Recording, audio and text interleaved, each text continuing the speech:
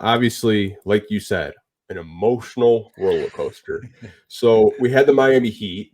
That game, for the first three quarters, I was chilling, Jack. The fourth quarter, I swear, chest pains. Overtime, chest pains. Tim Hardaway Jr., holy crap. Then you had the Utah game where it's just like, what what the hell just happened? Like, how did we Oh, almost give up 50 points in the first quarter? And then last night, man, like, I don't know what it is about this team. When they are locked in, they show up, they look like a playoff team. But I want to get your overall thoughts. What did you think of the games this week, and how many years off your life did the Pistons cause? oh man, that Miami game. Let's start there.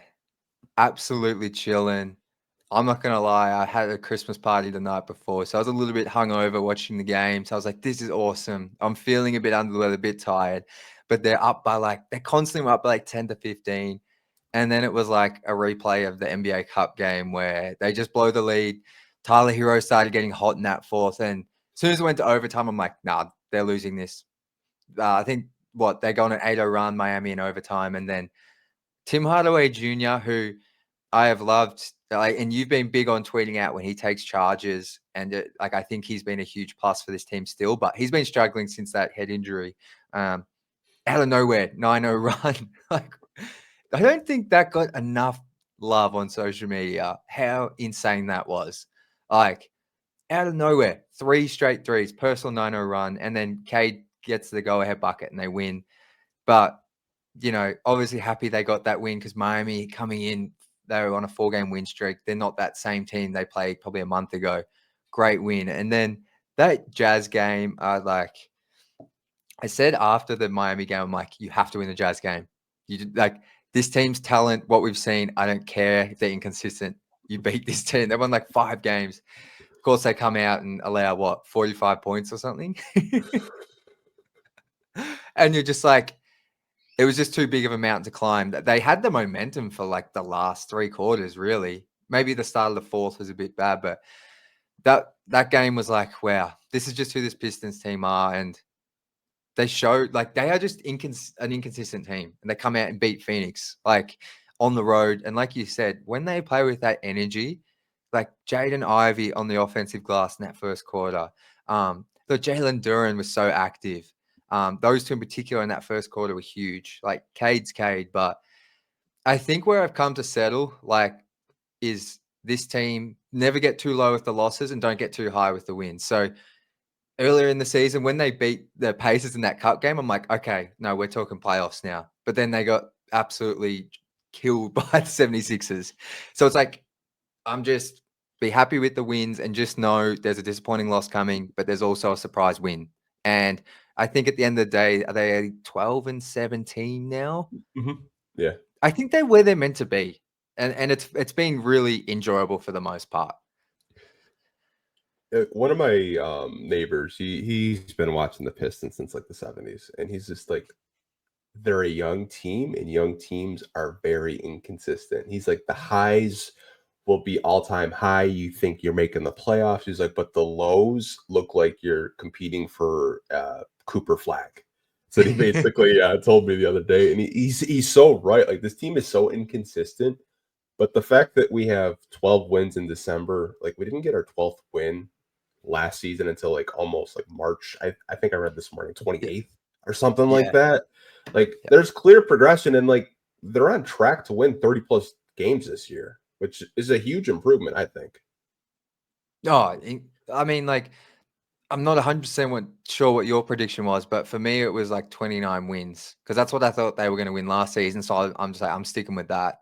They're right on pace for that. I think they might even be on pace for like 32, maybe. So it's like, I think they are where they're meant to be, and like they are inconsistent. But I think the thing that's pleasing to me and that I think shows real growth is, yes, they have these letdown games, but it feels like they always bounce back the next game. And they might not win, but they come out with great energy and they make it a really close game. And I think that's real improvement because last season's team, I feel like you can't even compare it anymore. But even the season before that, like, I just feel like even in Cade's rookie season, this team went on like a 10-game losing streak. So it feels like those days are behind us. They're going to have a 3-game losing streak here and there. but overall, they're trending upwards. And I think the thing I've been big on is that we're so conditioned to this team after the trade deadline, just tanking.